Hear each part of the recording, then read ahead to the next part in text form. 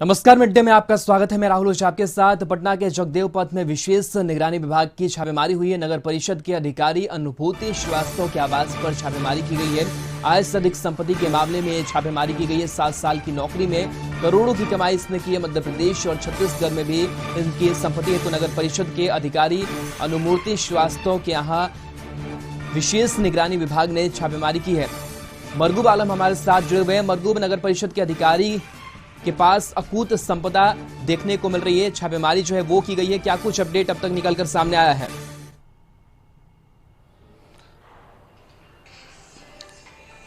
देखिए, करप्शन के खिलाफ नीतीश कुमार ने एक अभियान चलाया था और उसी के तहत निगरानी विभाग के साथ साथ स्पेशल विजिलेंस यूनिट का गठन किया था।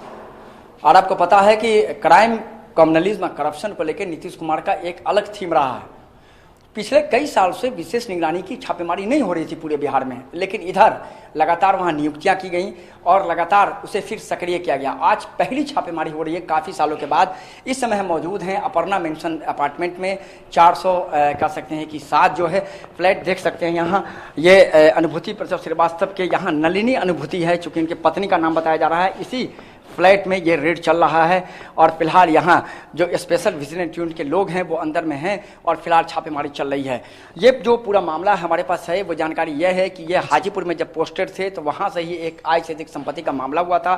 फिलहाल अभी ये भभुआ में पोस्टेड हैं और फिलहाल उसी मामले में आय से अधिक संपत्ति का एक मामला दर्ज किया गया और लगभग अभी तक जो जानकारी है 1 करोड़ से अधिक की आय से अधिक संपत्ति का मामला कह सकते हैं कि यहाँ आ चुका है। लेकिन इस पूरे मामले में सबसे महत्वपूर्ण जानकारी है कि ये पूरा मामला बढ़ सकता है, क्योंकि जो हमारे पास जानकारी है वो ये है कि आय से अधिक संपत्ति मामले में विशेष निगरानी की जो छापेमारी है वो बहुत महत्वपूर्ण इसलिए है कि विशेष निगरानी पहले सारे सबूत इकट्ठे करती है और जब सब कुछ एविडेंस उसे मिल जाता है उसके बाद ही छापेमारी रेड होता है।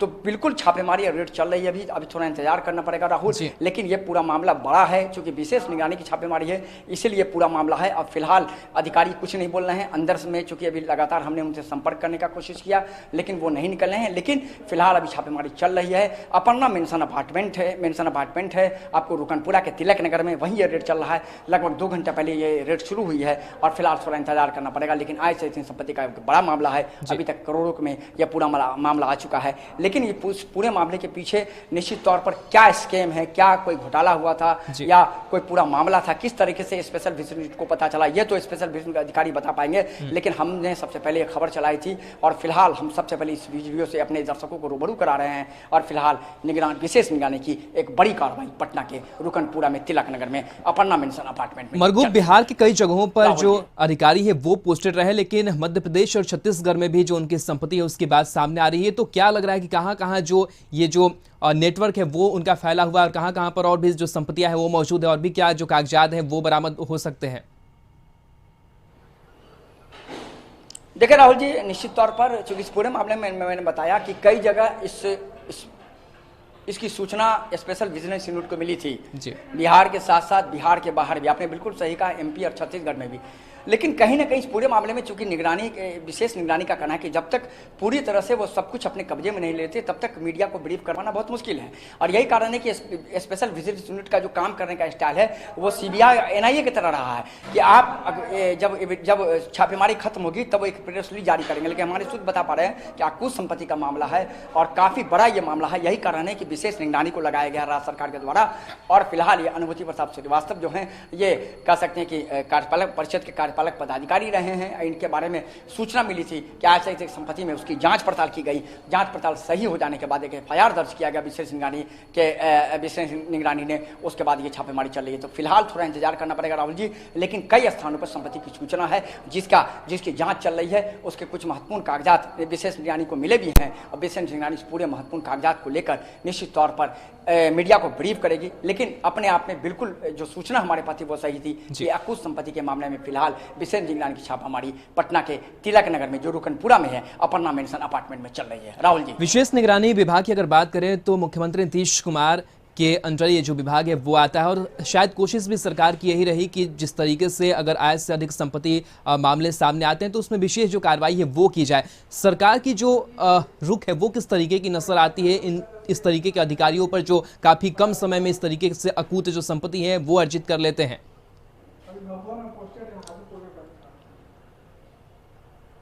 देखिए राहुल जी, एक चीज समझना पड़ेगा, स्पेशल विजिलेंस यूनिट या निगरानी या आर्थिक अपराध इकाई की जो बड़ी छापेमारी होती है वो सीधे तौर पर छापेमारी बड़े लेवल की सहमति के बाद होती है। और जो सरकार का जो विंग है, जो सोर्स है, वो लगातार उन जो वैसे लोग हैं जो भ्रष्टाचार में लिप्त हैं, उनके पीछे आर्थिक अपराध इकाई, स्पेशल विजिलेंस यूनिट और निगरानी की टीम लगी रहती है। उनके बारे में लगातार सूचना मिलती रहती है, उस सूचना को वो सत्यापन करती है। जब कई सूचना मिलने के बाद वो सत्यापन हो जाता है और पता ये चल जाता है कि नहीं, निश्चित तौर पर यह कहीं ना कहीं बड़ा मामला है, आय से अधिक संपत्ति का मामला हो सकता है, तब उसकी जांच पड़ताल होती है। जांच पड़ताल के लिए एक टीम लगाई जाती है और तब जाकर के एफआईआर दर्ज होता है और तब रेड होता है। तो ये पूरा प्रोसीड्यूर काफी महीने से चल रहा होगा स्पेशल विजिलेंस यूनिट का। और अंततः जब इनके खिलाफ बहुत सबूत मिले होंगे, कई एविडेंस मिले होंगे, तो उसके बाद ये छापेमारी हुई होगी। और फिलहाल अभी छापेमारी चल रही है, इंतजार करना पड़ेगा। हमने आपको पहले ही कहा था, देर शाम रात भी हो सकता है, उसके बाद स्पेशल विजिलेंस पूरे मामले में कार्रवाई करेगा। जी चलिए, बहुत बहुत शुक्रिया मरगूब तमाम जानकारी के लिए। तो आपको बता दें कि जो विशेष निगरानी है वो लगातार जो छापेमारी है वो कर रही है। बहरहाल बढ़ते आगे, दिल्ली में मानव तस्करों के चंगुल से छुड़ाई गई 2 महिलाओं और 8 लड़कियों को रांची लाया गया। गरीब रथ ट्रेन से ये सारे लोग दिल्ली से रांची पहुंचे। इन महिलाओं और बच्चों को एकीकृत पुनर्वास संसाधन केंद्र नई दिल्ली, झारखंड भवन और बाल कल्याण संघ के सहयोग से मुक्त कराया गया है। दिल्ली से मुक्त कराई गई युवतियों और बच्चों को दलाल के माध्यम से दिल्ली ले जाया गया था।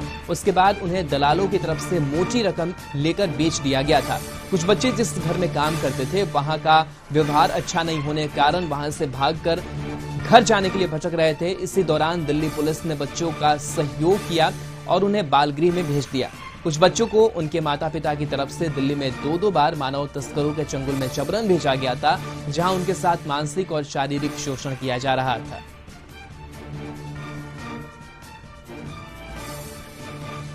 तो आपको बता दें कि मानव तस्करों के खिलाफ भी लगातार जो प्रशासन है वो कार्रवाई कर रही है।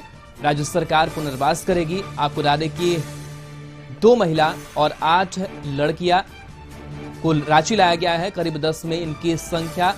गरीब रथ ट्रेन से ये सारे लोग दिल्ली से रांची पहुंचे। इन महिलाओं और बच्चों को एकीकृत पुनर्वास संसाधन केंद्र नई दिल्ली, साथ ही आपको बता दें कि झारखंड भवन और बाल कल्याण संघ के संयुक्त प्रयास से इनको दिल्ली से लेकर के झारखंड लाया गया है।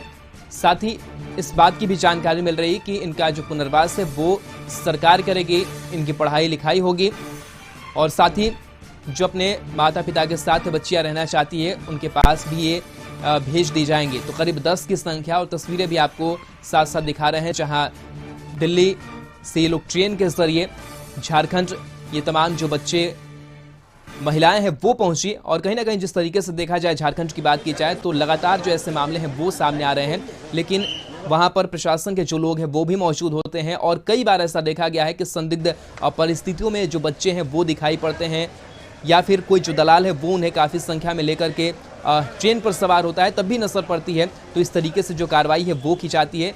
लेकिन कह सकते हैं कि प्रशासन ने और तमाम विभागों ने बड़ी कार्रवाई करते हुए इन बच्चों को सकुशल रांची लेकर के पहुंचे हैं। और ये तस्वीर हम आपको दिखा रहे हैं और इसके बाद से इनकी पुनर्वास की भी जो व्यवस्था है वो की जाएगी। तो दिल्ली से ये तमाम बच्चों को, महिलाओं को रांची लाया गया है। साथ ही साथ कुछ ऐसे भी बच्चे शामिल होते हैं जो घर से भाग जाते हैं या फिर घर छोड़ देते हैं, जिसके बाद से इन दलालों की नज़र इन बच्चों पर पड़ जाती है, जिसके बाद से इन्हें काम दिलाने के नाम पर दूसरे शहरों में ले जाया जाता है, जहां इनका मानसिक शारीरिक शोषण भी होता है। और ये बच्चे फिर मदद की और उम्मीद की आस में रहते हैं कि वो शायद घर लौट पाए। और तस्वीर आपको दिखा रहे हैं जहां दिल्ली से रांची इन्हें लाया गया है। तो ये तस्वीर हम आपको दिखा रहे हैं कि किस तरीके से जो मानव तस्करों के चंगुल से तमाम जो बच्चे हैं वो छुड़ाए गए हैं। इसमें 2 महिलाएं और 8 जो बच्चियां हैं वो भी शामिल थे। रांची में हेवी इंजीनियरिंग कॉर्पोरेशन लिमिटेड यानी HEC में बिजली की आपूर्ति चालू कर दी गई है। बताया जा रहा है कि CM हेमंत सोरेन के आदेश पर बिजली की आपूर्ति शुरू की गई है। दरअसल बिजली बिल बकाया नहीं जमा करने पर झारखंड बिजली वितरण निगम लिमिटेड JVVNL ने बिजली काट दी थी। बिजली कट जाने के बाद अफरा तफरी का माहौल बन गया, सभी प्लांट अचानक बंद हो गए। बताया जा रहा है कि HEC पर JVVNL का तकरीबन 129 करोड़ बकाया है।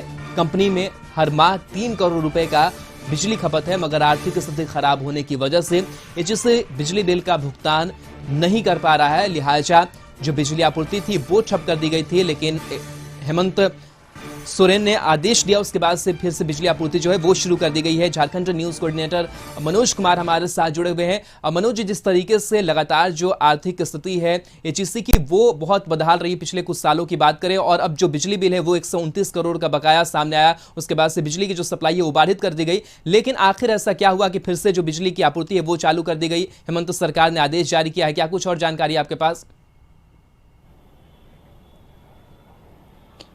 देखिए राहुल, अगर हम बात करेंगे एचईसी के बिजली काटने को लेकर के, तो एचईसी की आर्थिक स्थिति की अगर हम बात करते हैं तो पिछले कई वर्षों से खराब रहा है। हालांकि हाल के दिनों में कहें तो कई बड़े जो रक्षा से जुड़े हुए कई जो ऑर्डर है उसे मिले हैं, और आने वाले दिनों में उस पर काम भी चल रहा है। उसको लेकर के यहाँ पे काफ़ी कुछ जो है नए तरीके से उसको संवारने की कोशिश की जा रही है। सब के बीच में बिजली बकाये को लेकर के जो एनएल है उसने कल दोपहर में बिजली काट दी, और करीब 9 घंटे तक बिजली कटने के बाद देर रात जो है मुख्यमंत्री की पहल के बाद जो है वो बिजली बहाल की जा सकी है और प्लांट को चालू किया जा सका है।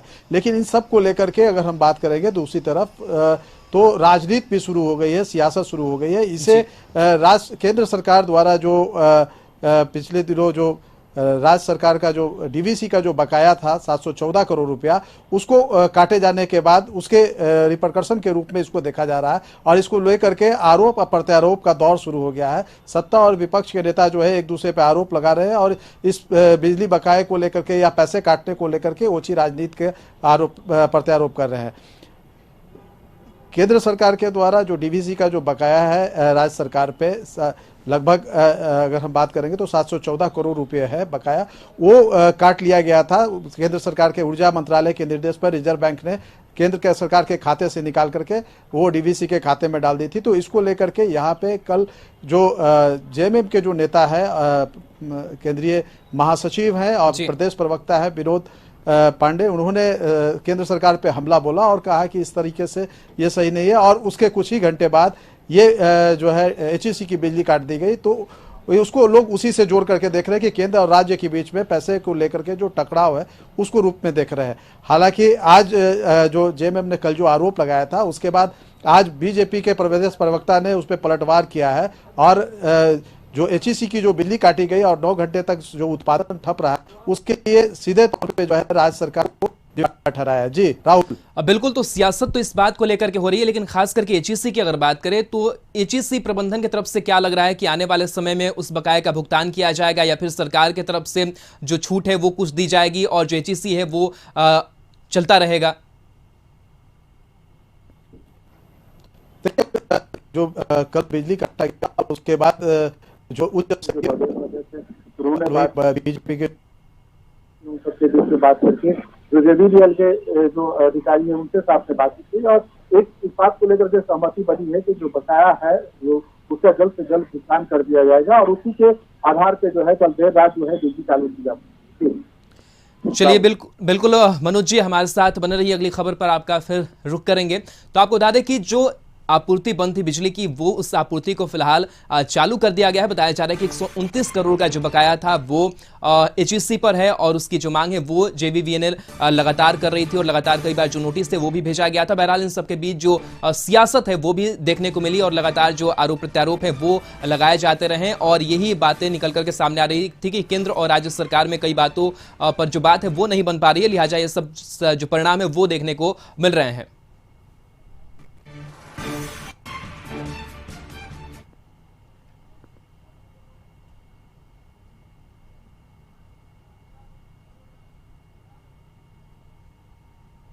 के उपक्रम के द्वारा एचईसी की जो बिजली काटने की घटना हुई है वो बेहद ही अफसोसजनक और दुर्भाग्यपूर्ण है।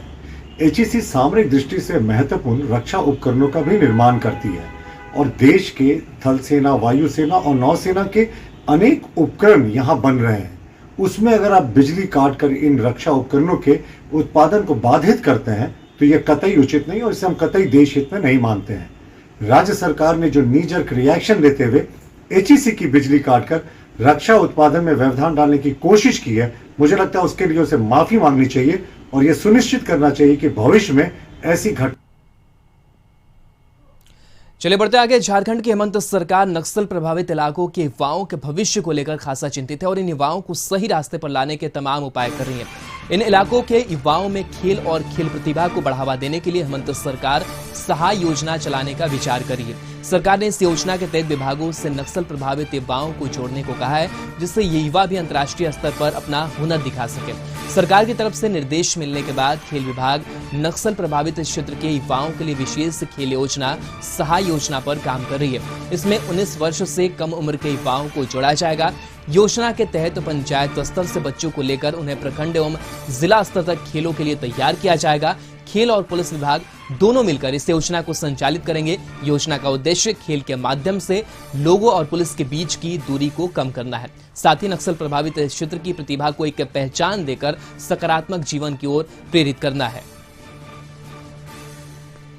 एक बार फिर से रुक कर लेते हैं न्यूज कोऑर्डिनेटर मनोज कुमार का।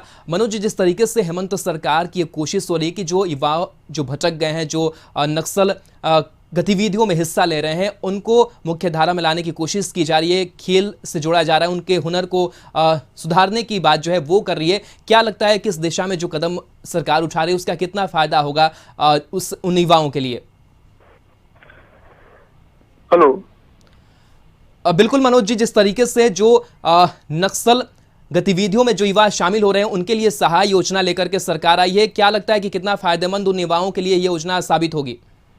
देखिए राहुल, अगर हम बात करेंगे राज्य के नक्सल समस्या को लेकर के, तो एक बहुत बड़ी समस्या रही है झारखंड में। हालांकि इसके उन्मूलन को लेकर के राज्य सरकार के द्वारा कई तरह के प्रयास किए गए हैं। एक तरफ जहां नक्सलियों के खिलाफ अभियान चलाया गया है और जो हार्डकोर नक्सली रहे हैं उनको मार गिराया जा रहा है, वहीं दूसरी तरफ उनके आत्मसमर्पण को लेकर के भी एक बहुत अच्छी रणनीति जो नीति है वो नक्सलियों के सामने रखा गया है ताकि वो समाज की मुख्य धारा में शामिल हो और हथियार को छोड़े।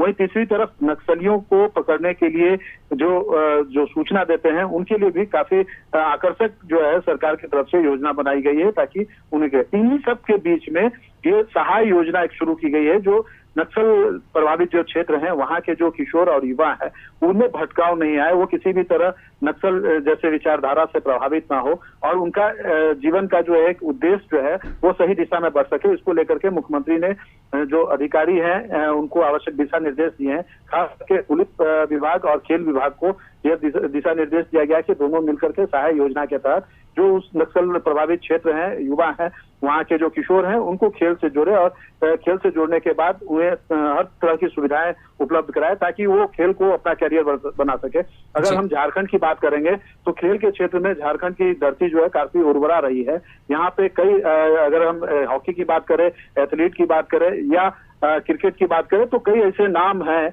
जो अंतर्राष्ट्रीय स्तर पे प्रदेश का नाम, देश का नाम रोशन किया है। तो ऐसी स्थिति में झारखंड के जो लोग हैं, जो युवा हैं, उनके सामने खेल जो है एक बेहतर माध्यम हो सकता है कि उन्हें भटकाव से बचाने का और उन्हें एक बेहतर कैरियर देने का। शायद मुख्यमंत्री पिछले दिनों जिस तरीके से जो अभी ओलंपिक हुआ है और उसमें झारखंड की जिस तरीके से भागीदारी हुई है, यहाँ की बच्चियों ने जिस तरीके से अपना प्रदर्शन किया है, उन सबको देखते हुए ये एक बेहतर विकल्प के रूप में सामने आ रहा है कि युवाओं को भटकाव से रोकने के लिए, उन्हें जो है समाज की मुख्य धारा में बनाए रखने के लिए और एक बेहतर कैरियर देने के लिए उन्हें खेल से जोड़ा जाए। और यही वजह है कि मुख्यमंत्री ने सारे अधिकारियों को निर्देश दिया है। अगर हम आने वाले दिनों में की बात अगर करेंगे तो इसका असर यह देखने को मिलेगा कि एक तरफ जहां नक्सलवाद से बच्चे दूर रहेंगे और खेल से जुड़ेंगे, वहीं दूसरी तरफ जो खेल प्रतिभा है प्रदेश की वो राष्ट्रीय और अंतर्राष्ट्रीय स्तर पर प्रदेश और देश का नाम रोशन करेगी। इसमें कोई संदेह नहीं दिखता है। जी बिल्कुल मनोज जी, तो कहीं ना कहीं ये जो मुहिम है वो वाकई रंग लाएगी। फिलहाल शुक्रिया तमाम जानकारी के लिए।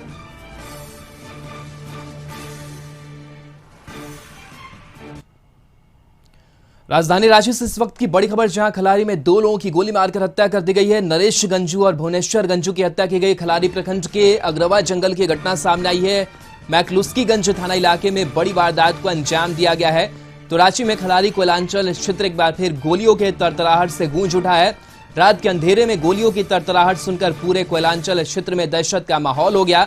अज्ञात अपराधियों ने खलारी प्रखंड के अरगवा जंगल में 2 लोगों को गोलियों से भून दिया। मृतकों की पहचान नरेश गंजू और भुवनेश्वर गंजू के रूप में की गई है। 2 लोगों की हत्या किसने की और क्यों की, इसे लेकर पुलिस मामले की जांच कर रही है। लेकिन डबल मर्डर से इलाके में सनसनी फैल गई है। लोग दहशत में हैं क्योंकि इससे पहले भी कई बड़ी बड़ी घटनाएं घट चुकी हैं।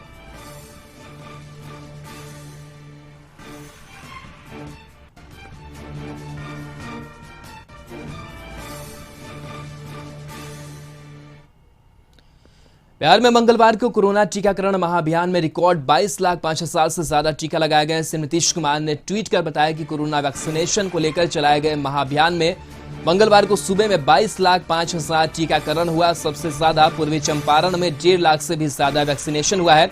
वहीं समस्तीपुर में 1 लाख से पार टीकाकरण हुआ। पटना में भी कोरोना का टीका 1 लाख से पार कर गया है।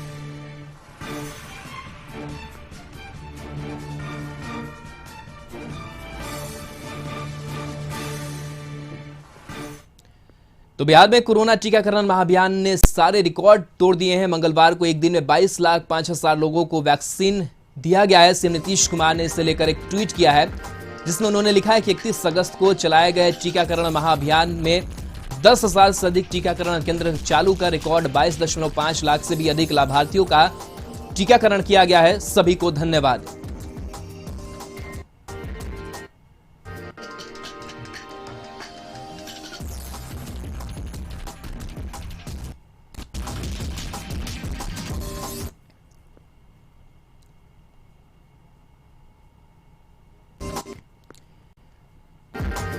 तो नीतीश कुमार ने टीकाकरण के बाद से ये ट्वीट किया है और बताया कि किस तरीके से टीकाकरण महाअभियान चल रहा है और इसका फायदा लोगों तक पहुंचेगा।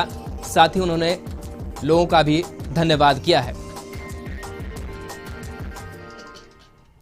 मुजफ्फरपुर के मोतीपुर के रहने वाले शरद कुमार ने बिहार का नाम रोशन किया है। शरद ने टोक्यो पैरालंपिक 2020 में देश के पैरा एथलीटों ने कमाल कर दिया। शरद ने 1.83 मीटर की कूद में कांस्य पदक जीता है। शरद 2 साल की उम्र में पोलियोग्रस्त हो गए थे। साल 2018 में एशियन पैरा एथलीट में 1.9 मीटर हाई जंप करके गोल्ड मेडल जीता था। टोक्यो पैरालंपिक में अब भारत के पदकों की संख्या 10 तक पहुंच गई है। प्रधानमंत्री नरेंद्र मोदी और सीएम नीतीश ने शरद को बधाई दी है। मुख्यमंत्री नीतीश कुमार ने कहा है कि हाई जंप T63 स्पर्धा में शरद कुमार के कांस्य पदक जीतने पर बिहार के साथ ही पूरा देश गौरवान्वित है। शरद कुमार के घर में बधाई देने वाले लोगों का तांता लगा हुआ है। वहीं शरद कुमार के माता पिता ने राज्य सरकार से मांग की है कि शरद कुमार की इस जीत के बदले सरकारी नौकरी दी जाए, जो अन्य राज्यों ओलंपिक विजेताओं को दी जा रही है। चलिए हो गया।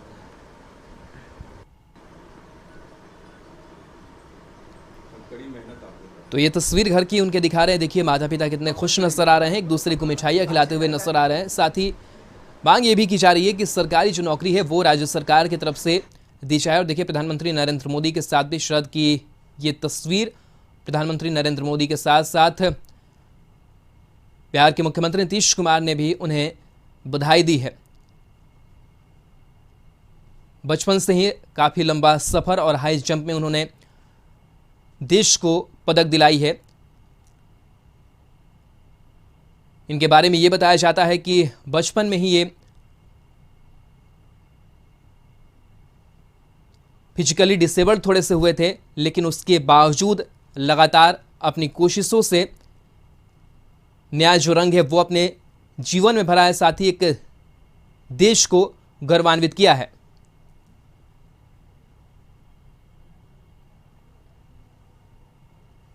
पैरा ओलंपिक में बिहार के बेटे खासकर मुजफ्फरपुर जिले के निवासी शरद कुमार ने ब्रॉन्ज मेडल जीता है और इसकी खुशी जो है पटना तक है, क्योंकि पटना में उनके परिवार माता पिता हैं और परिवार के तमाम लोग इस सूचना के बाद जो है उनके माता पिता को बधाई देने के लिए पहुंचे। आज भी जो है आप उनके घर पर देख सकते हैं, जो सगे संबंधी और दोस्त हैं मिठाई खिलाने के लिए यहाँ पहुंचे हुए हैं। और हाथों में जो तस्वीर आप देख सकते हैं शरद कुमार की है, प्रधानमंत्री नरेंद्र मोदी के साथ है और मिठाई जो है हाथ में तमाम लोग जो सगे संबंधी हैं वो लेके पहुंच रहे हैं, क्योंकि देश का नाम जो है विदेशों में गौरव करने का काम जो है शरद कुमार ने किया है। और ये जो मेडल वो भारत को लेकर आ रहे हैं, दिलाने का काम किया है, उससे देश की ख्याति है।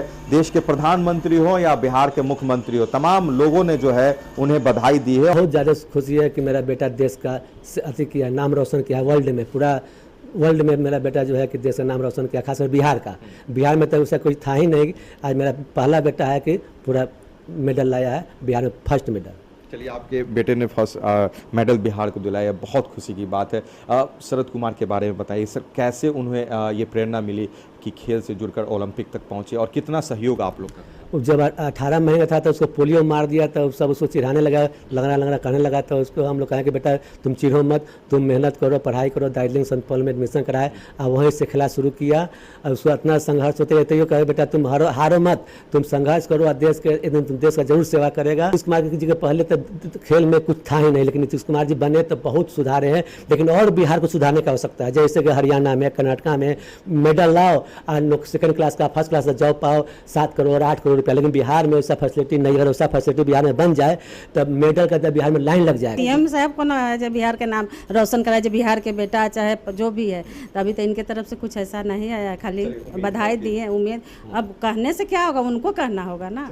देखिए हौसले की बात है, और हौसला जिस तरह से शरद कुमार ने दिखाया है, बिहार में देश का नाम ही नहीं पूरे विदेशों में जो है बिहार का नाम रोशन शरद कुमार ने किया। और मुजफ्फरपुर के इस बेटे ने अपने हौसले के साथ जिस तरह से मेडल जो है देश को दिलाने का काम किया, इसकी बधाई लगातार मिल रही है। और परिवार के लोग भी उम्मीद कर रहे हैं कि बिहार में खेल की जो व्यवस्था है उसमें और सुधार लाया जाए, ताकि बिहार में जो टैलेंट है वो टैलेंट देश स्तर पर नहीं दुनिया स्तर पर दिखे और देश का नाम जो है दुनिया स्तर पर रोशन हो सके। इस समय कैंपस में आशीष के साथ गौतम। इसके साथ इस बुलेटिन में इतना ही। नमस्कार।